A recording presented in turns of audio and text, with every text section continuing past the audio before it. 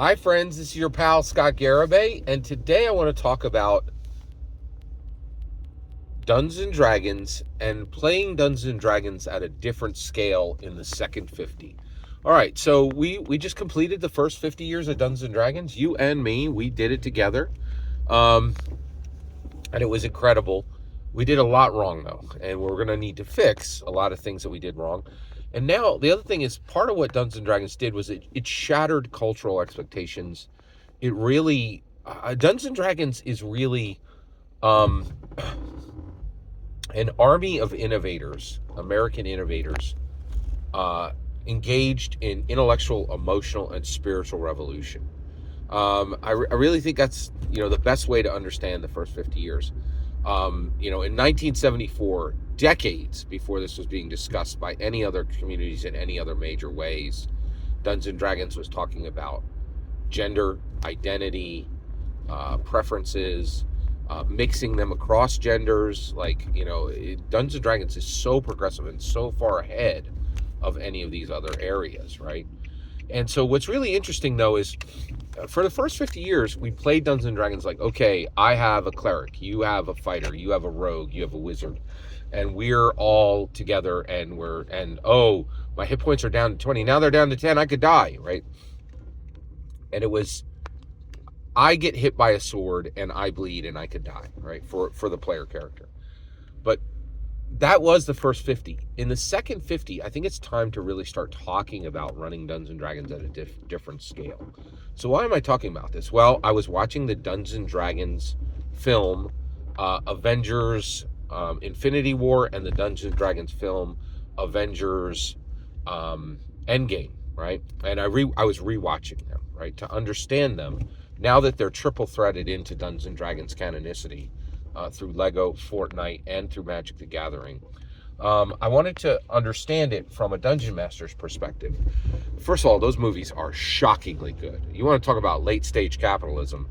This is American politics, American entertainment, all on display, and it's shocking the quality. These movies are so good. It's incredible. And what really shocked me was in Endgame, Thanos goes against Captain America and Black Panther and Thor and Star-Lord and Rocket Raccoon, right?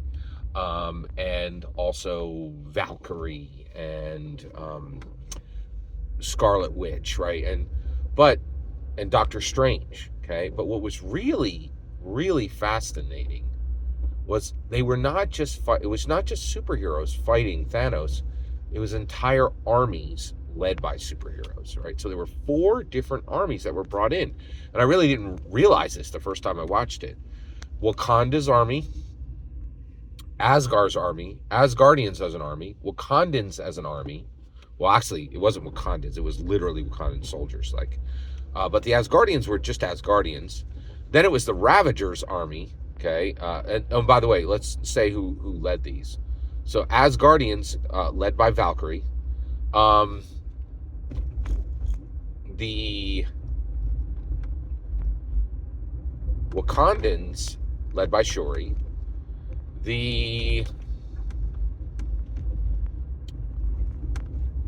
And then the Ravagers, led by Star-Lord, okay? And then finally, you had there's like literally 4 different armies. The Arcane University, led by Wong, right? So you have an army of wizards, an army of Asgardians, an army of Wakandans, and who was the other one? Yeah. Oh, and an army of space pirates. Unbelievable, right? And here's the kicker, right? At this point, right, Star-Lord and Shuri and Valkyrie, right? And they're not, and Wong, right? They're not going to catch an arrow. They're not going to catch a dagger. And the reason why is they're literally surrounded by, watch out, sir, Warhammer guys who are going to protect them.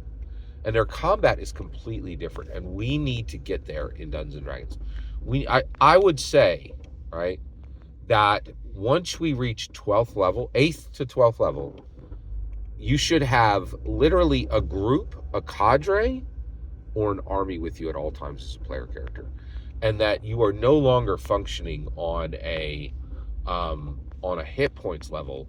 You simply you should ignore any wounds because they're going to be healed immediately by your team, right? With it before the next round even happens, and that all that should happen are death saves, and those death saves right now you have 3 death saves.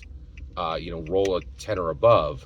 I would say, roll, make those death saves, roll 3 death saves, and the only way you die with a cadre is if you hit a 1 or a 2, and the only way you die with an army is if you hit a 1, right? So you're just going to roll 3 death saves, and as long as you don't natural 1 3 times in a row, you live.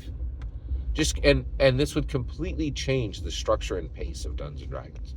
But this is how, in my humble opinion, we should be spending the next 50 years, in my humble opinion. Every single word you just heard is my humble opinion. Every single word you heard in this video is just my humble opinion. Nothing more, nothing less. The important part is when I get to hear your humble opinion. When you get in the comments and send your traffic. Please consider subscribing, and have a fetch millennium.